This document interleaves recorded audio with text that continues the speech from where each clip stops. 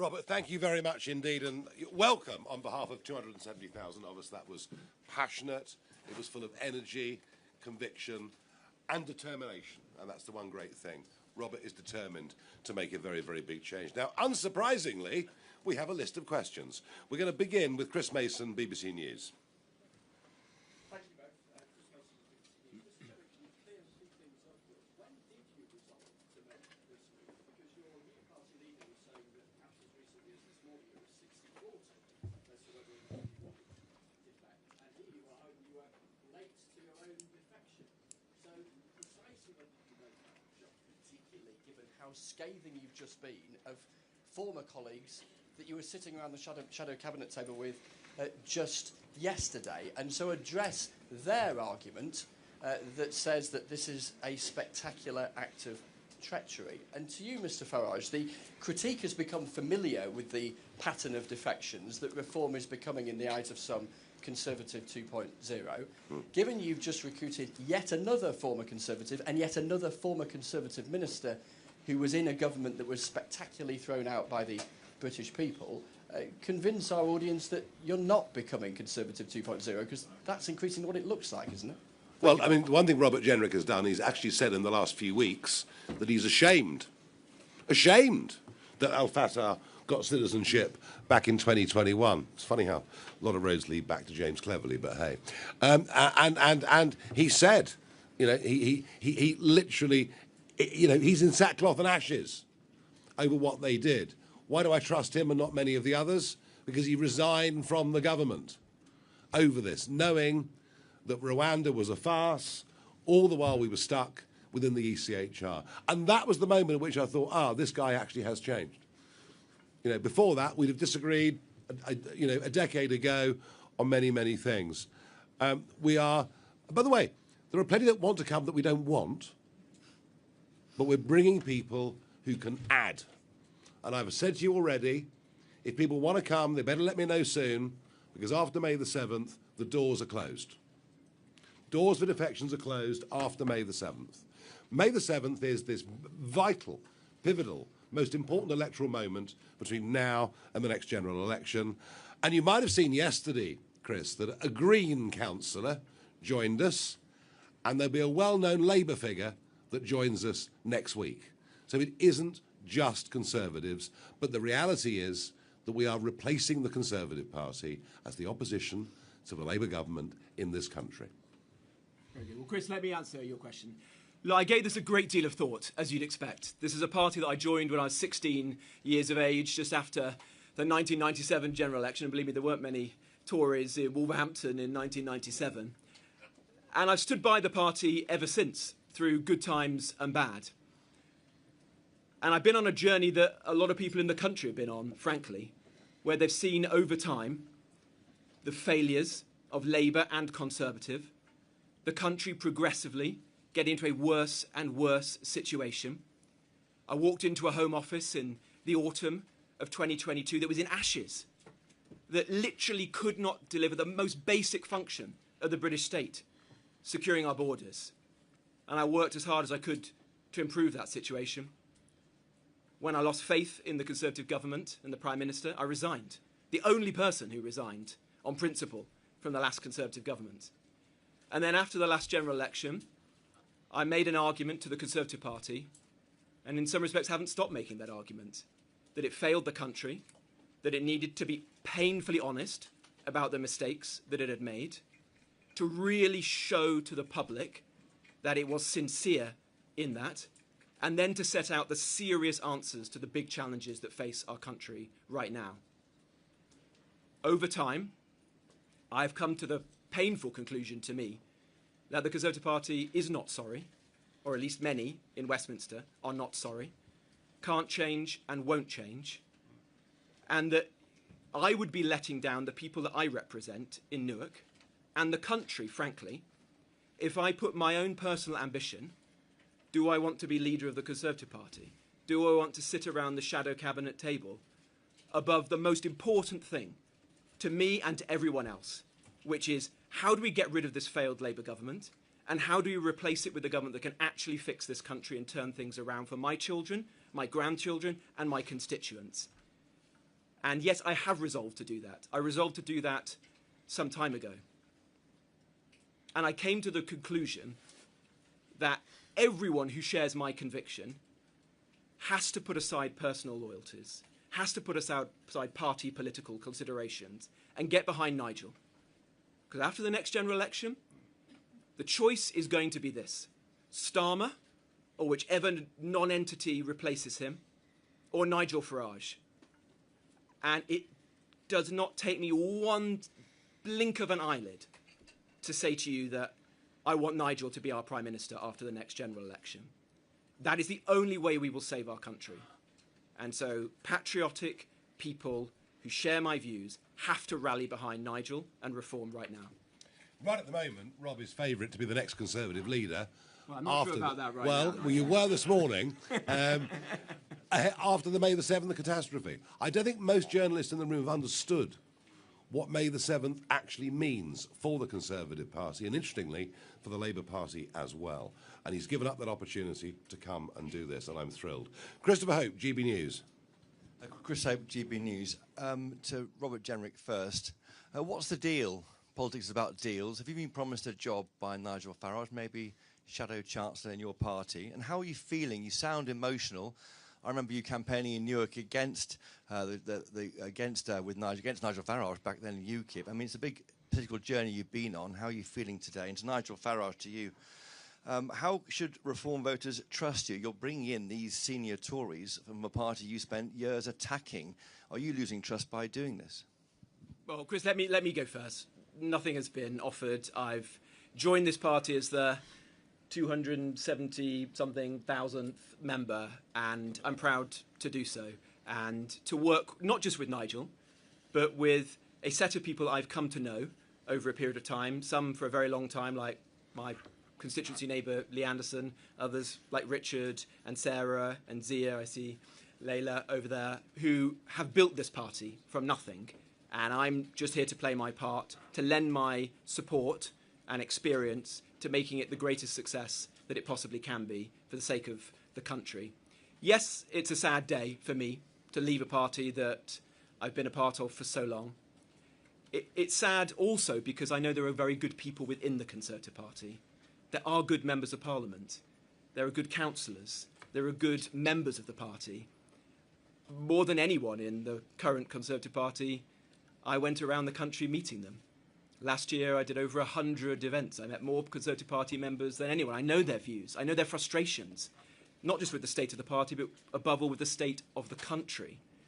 And so my message to them is reform is here for anyone who shares this conviction that the country needs to be fixed and turned around. And we can't let party loyalty get in the way of fixing our country. That's what really matters. I believe today's a big day, Chris, in the realignment of the genuine centre-right of this country. I think Rob Cumming will bring a lot more people and voters to us. I think this is actually a very big moment. And that's why we talked about it for a long time. And as I say, going back perhaps a little bit to Chris Mason's question earlier, we'd agreed in principle this would happen, but it wasn't going to happen today or tomorrow or next week, and it might not have happened because deals, all the time in life you talk about deals, they either come to fruition for a variety of reasons or they don't. He will be joining our frontline team. You will see over the course of the next few weeks, jobs are allocated to very senior people within the party. It's part of our evolution, part of our structure, part of what we're going to be presenting to the public. And what does he bring to us? Frontline experience. Our biggest weakness is we haven't had people who've actually been there, in Cabinet, in Number 10, understand how these things work, understand, frankly, what some of the barriers, so understanding how the system works, maybe understanding why the system doesn't work, because they've seen it at first hand. So they bring experience. And in policy terms, there is no question that Jenrick and I are on exactly the same page on virtually everything today, if not always, in the past. Thank you. Rob Powell, Sky News.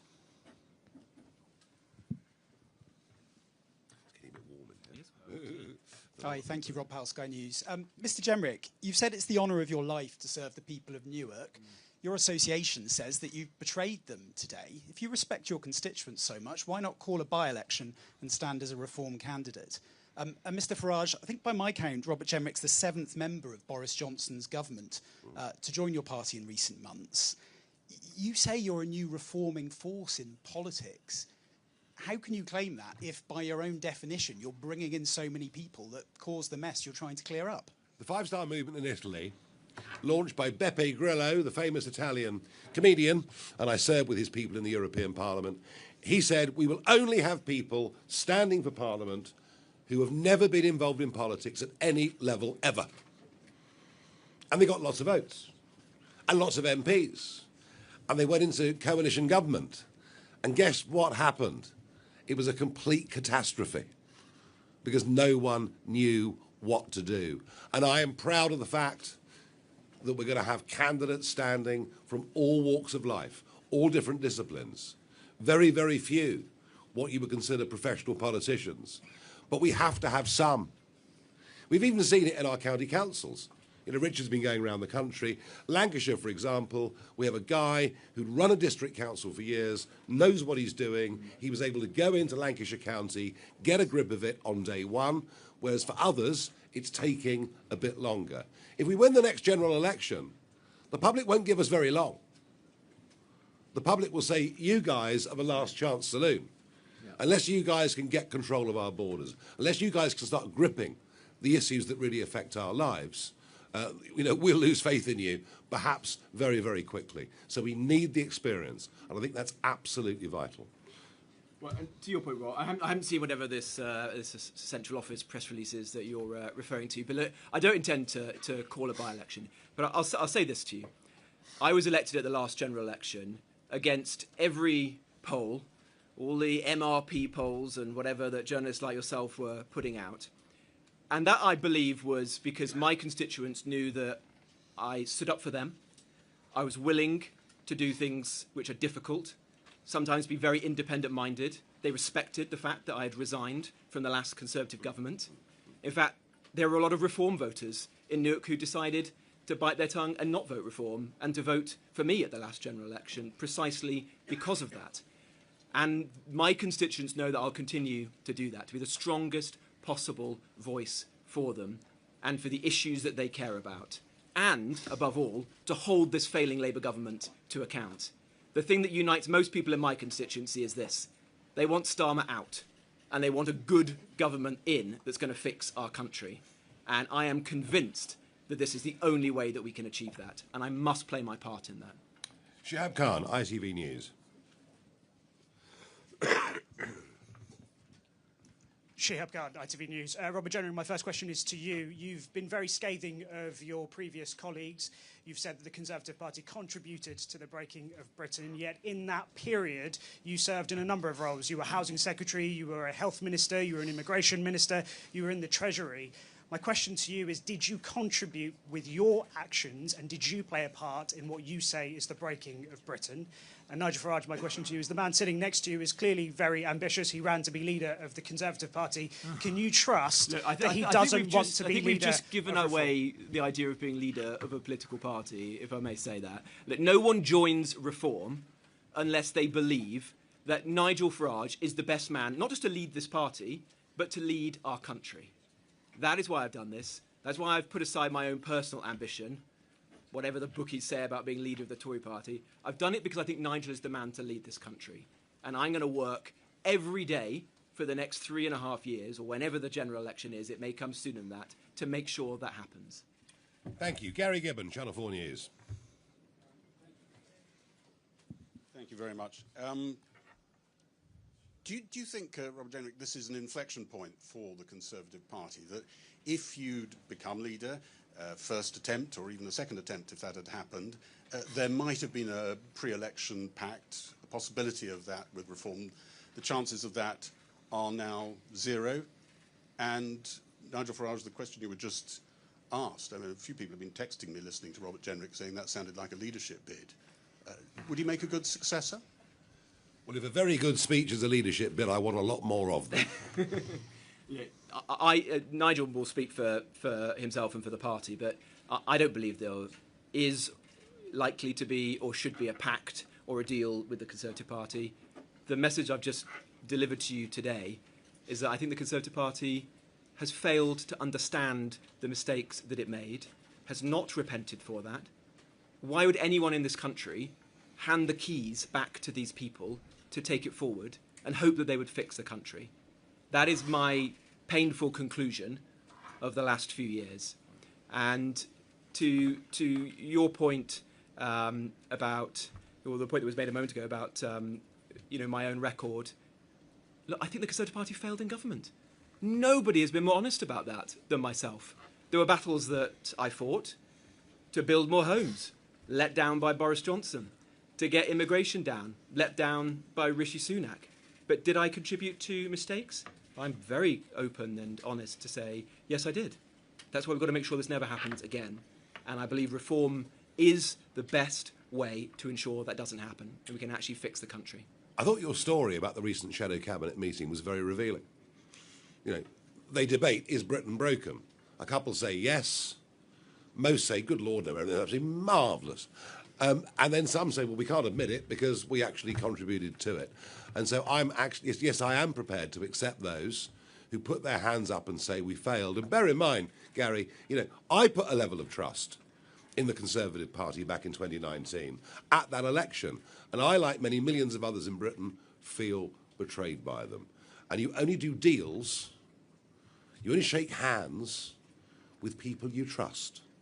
And we are going to replace them. And they will cease to be, I repeat, a national political party after May the 7th this year. Just you watch. And if I may say on your question about an inflection point, I do think we are at an inflection point. Perhaps a slightly different one to the one that you were suggesting, but there are many millions of people in this country who voted Conservative at the last general election. They were often doing so through gritted teeth. Perhaps it was a force of habit.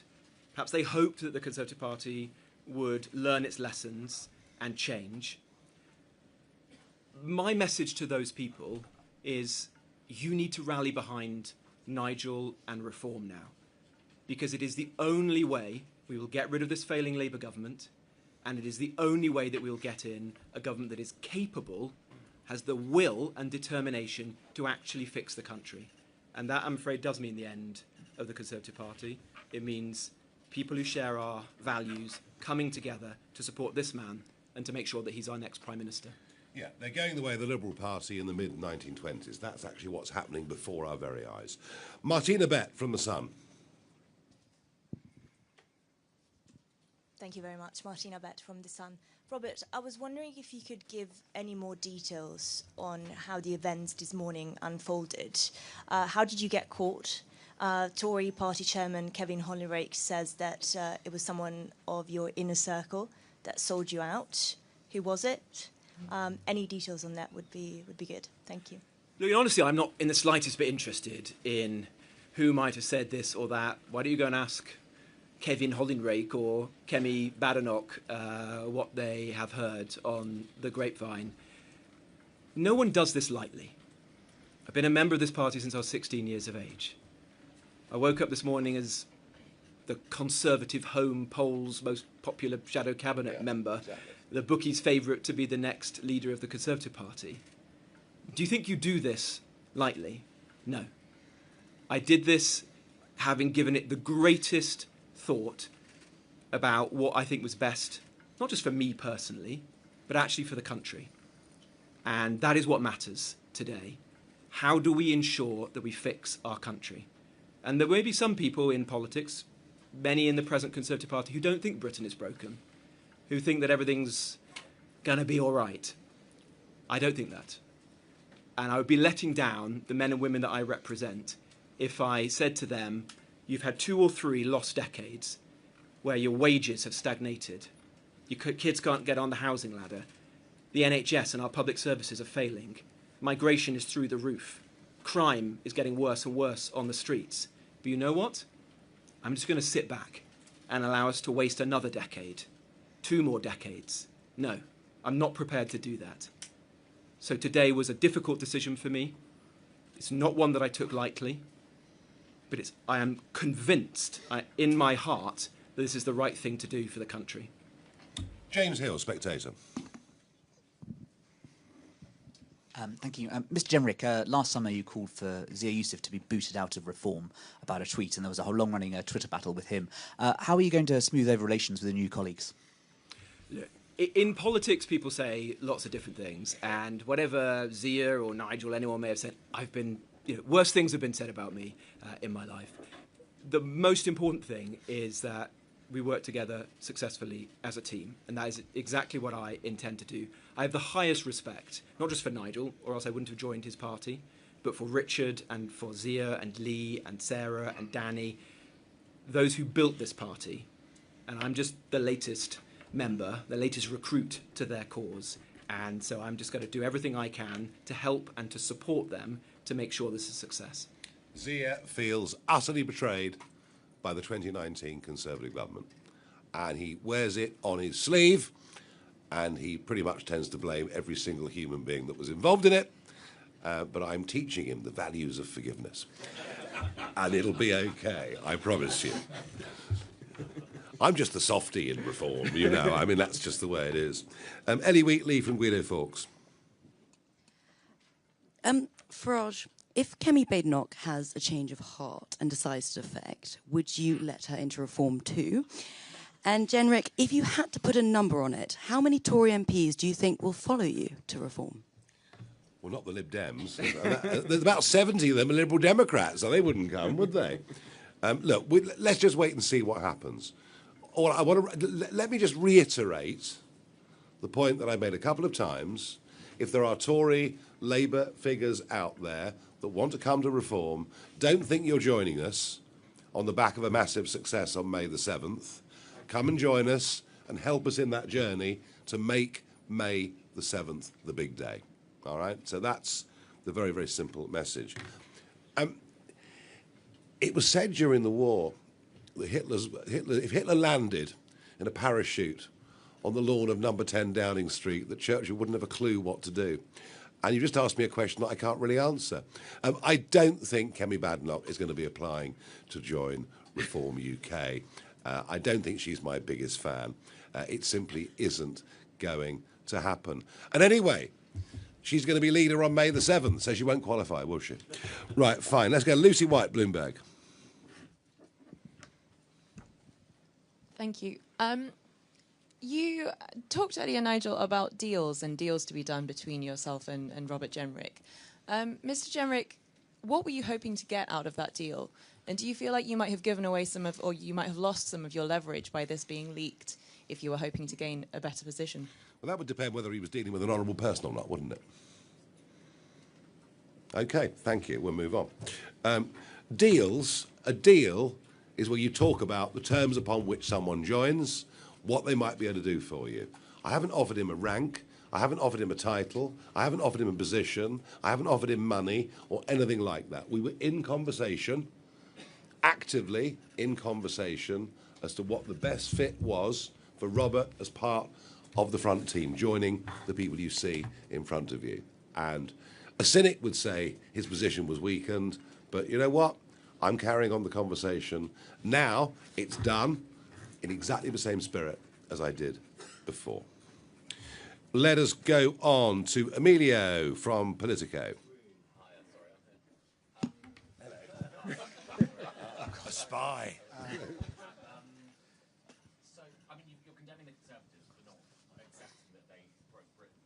You have sort of touched on this a little bit just now, but I mean, are you accepting that you are part of that group that broke Britain? Which elements would you say that you had a hand in breaking? And are you going to apologise to the public? That's the same the Conservatives need to do. Surely the public needs to hear you apologise for your role in that.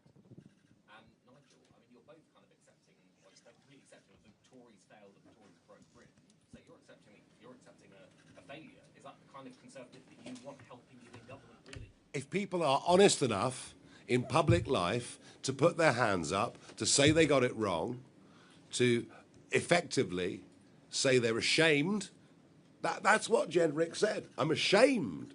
How much more do you want from him? What do you want, sackcloth and ashes? You know, he's already said he's ashamed of some of the things that government did. I think he's pretty much been down that path. And I want people who recognise what went wrong. I want people who understand what re-establishing that bond of trust between the electors and the elected is, and I want people who've got experience of what it's like to live, breathe and work on the front line. It's experience of failing in government. Well, you know what? Most people who succeed in business have failed in business to begin with. And maybe that's something this country needs to think about a little bit more. That the road to great success very often is littered with failures along the way. The clever people recognise those failures, adapt and change. And there's little doubt that in terms of political conviction and thought, that Robert Jenrick has changed enormously over the course of the last decade. I don't think you need to defend yourself any more than you have, frankly. Well, I think he's... look, if he says I'm ashamed of what we did as a government, as I say, I don't know what more you want. David Williamson from The Express.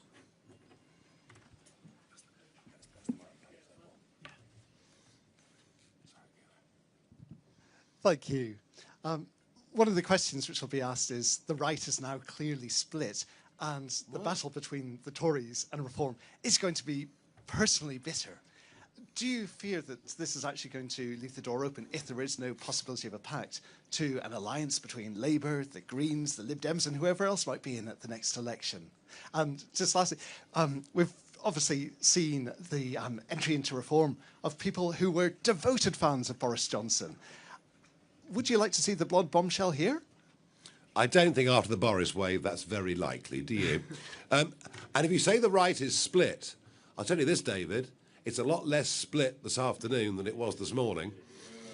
And it wasn't especially split this morning, given the very big gap that's been there now for 6 months in terms of support between the Conservative Party and us. And much of that support for the Conservative Party comes from people who are busy with jobs, mortgages, 2.3 kids and a dog. And their news intake is a few minutes a day or week. They don't think about elections or politics. They're too busy struggling on. But when they come to see that actually we genuinely are the only people with a chance of turfing out Starmer or whoever succeeds him, you will see a lot more of those supposed Conservative voters coming to us. What you've seen today is actually a very fascinating, historically perhaps significant, reuniting of people on the centre-right. OK, let's keep moving on. Let's go to Tim Stanley from the Daily Tea. I've had a sex change. OK. Actually, Camilla Tominey from the Daily Tea. Can you just clear up, Mr. Jenrick, the timeline on your defection? Because I wrote a column about this on Friday, and there was an exchange of messages with, let's call it sources close to you, insisting that you were never, ever going to defect. It's no surprise that if you phone me, I don't have to tell you everything you want for your column, Camilla. Well, no, I'd already written the column at that point, but I just wanted clarity, like Chris Mason at the BBC and all the other journalists here, that when you said you were never, ever going to defect last Friday, that you were in fact lying, and therefore the accusation that you're untrustworthy may be true. That's my question. Camilla, I'm very sorry to disabuse you, since I thought you were a very experienced journalist, but politicians don't have to reply to all the text messages that they get sent by journalists. And I wasn't going to give you the exclusive news of my decision, Camilla. But if you're asking me the question about honesty, nobody in the Conservative Party was more honest about the failures of the last Conservative government than me. What is the most honest thing to do, Camilla? Resign. To stay in a party knowing that its principal policy on Rwanda was a failure, or to resign from its cabinet? What's the most honest thing to do for myself and the country but to say this party is going nowhere? And if you really want to turn it around, ensure that the country is fixed, then you have to rally behind Nigel and Reform. That is what I've done. Aggie from LBC.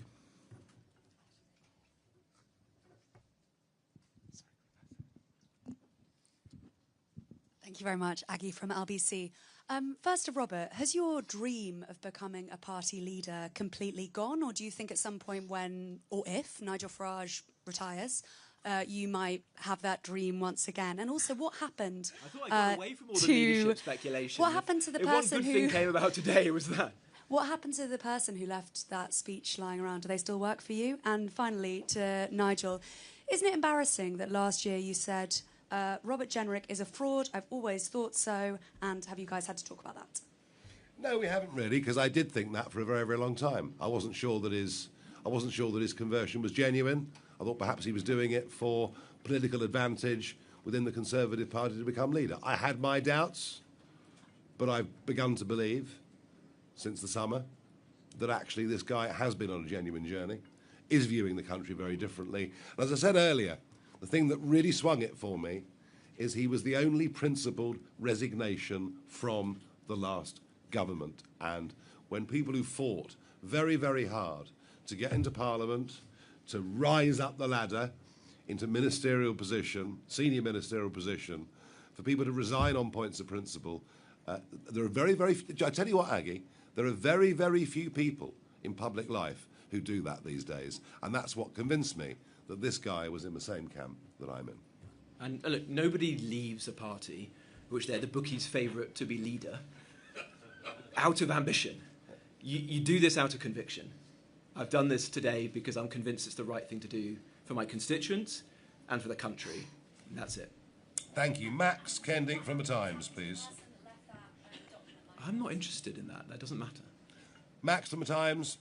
Thank you, Nigel. This defection, the Tories say, wasn't meant to happen for a while, and there was some grand plan up your sleeve to have some kind of disruptive event for it to happen. Instead, what was that? And Robert, you failed to become leader of your party, and now none of your closest Tory allies have said they're following suit with your defection.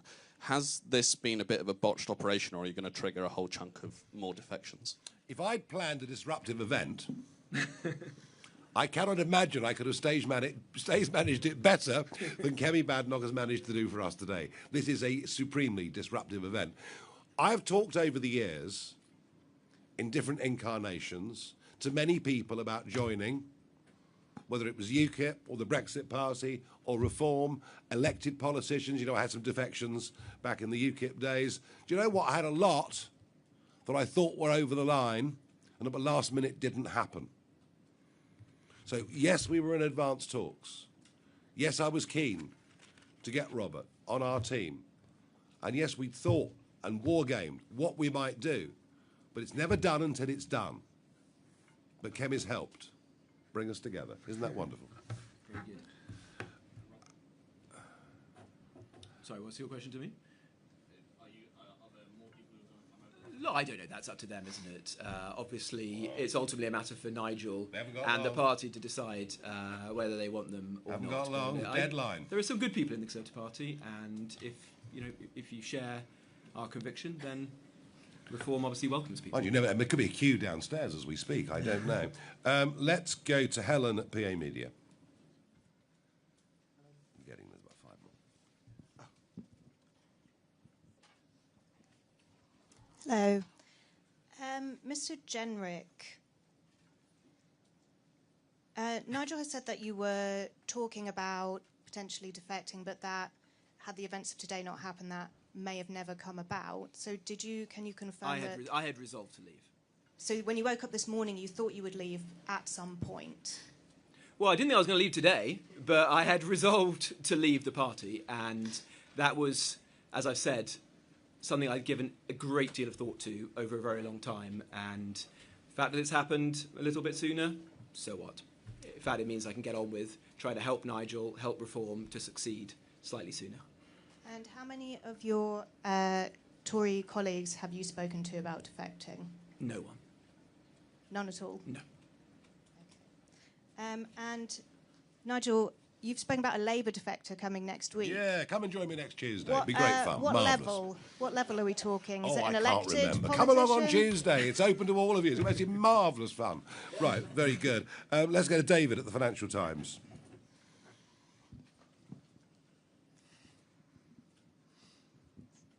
Hi there. For Robert, first of all, you've spoken quite glowingly of Reform and of Nigel today, but no political party is fully formed. They always evolve. So what one political change would you like to see within Reform before the next general election? And for Nigel, you've put this deadline on people coming across before May 7th. Are you hoping at this point to trigger a tsunami of defections? Well, I think we're putting a message out, aren't we?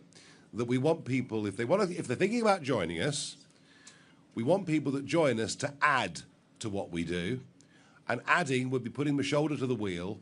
And despite whatever the cancellations are, that we'll finish up with, there are still going to be a vast number of elections, thousands of seats, probably even with cancellations, 4,000 seats up for grabs on May the 7th. So if you want to come and join us, come and chat to us. There's no guarantee we'll accept you. We've rejected several. We really have rejected several that we just did not think would fit. But if you want to come after we succeed on May the 7th, then we'll think that actually this trade is more about you taking from us than the other way around. And David, to your question to me, David, I've just walked through the door. Give me a bit of time. But reform has come an incredibly long way in a very short period of time, to the point that it's been leading the opinion polls a couple of hundred times now. Yeah, no, it has. The country is in a desperate situation. Reform is the country's last hope. The work that falls to all of us now is to ensure that we get serious, credible plans that the country can believe in, so that if we're lucky enough to win the next general election, people can have confidence that this will be very different from the failed Labour and Conservative governments of the past. Right, 4 more. Kate from The Independent.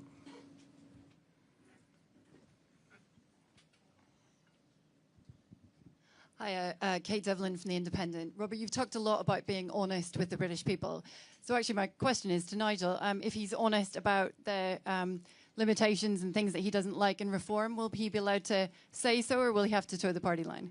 Oh no, anybody can come and say anything they want to me. The only rule I have as leader is that we have our disagreements, we have our arguments, we have our rows behind closed doors. I meant in public. Or maybe over a glass or something afterwards, I don't know. But we don't have fights in public, and people in politics who have fights with me in public generally don't tend to do terribly well. Let's go to Will from the iPaper.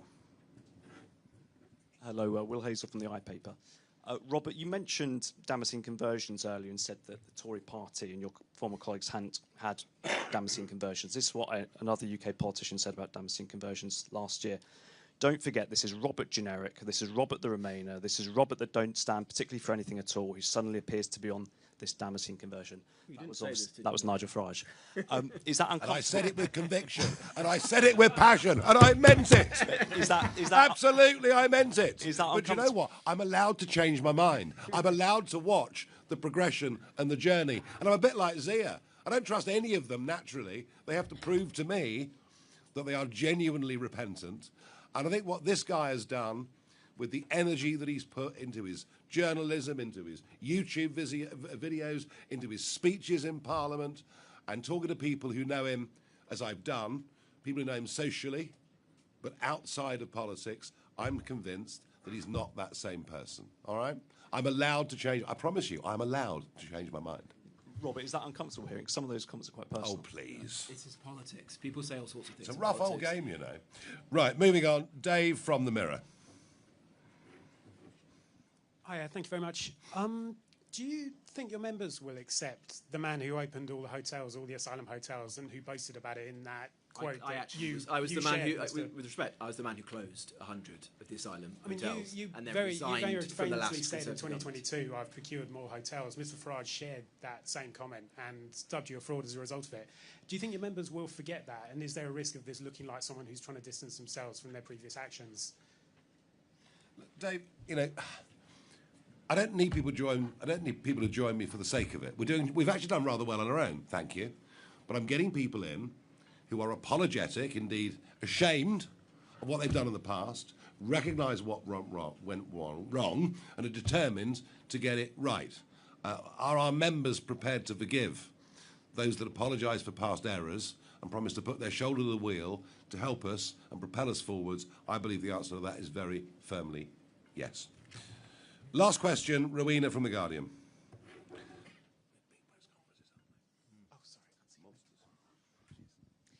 Rowena Mason from The Guardian. For Robert Jenrick, you've talked to us about honesty and trust, but you said that this morning you'd already made up your mind that you'd already resolved you were going to defect to reform. Would it then have been disingenuous for you to have carried on sitting in the shadow cabinet, knowing, taking in all that information about the Conservative Party, knowing that you were already going to go to a different political party? Look, these things are very difficult decisions. I had resolved to leave. I had conversations with Kemi and with her senior team over the last few days, and we discussed many of the things we've talked about today. I was clear about my concerns about the way the party was going, the failures to repent for the past, the fact that the top team was the same top team who broke the country, and yet we're now supposed to believe that they're the people to fix it. And there is an honest disagreement between the two of us. It's no surprise. Had I been leader of the party, I would have done things differently to her. She knows that. I'd made the decision to go. It's the right thing to do.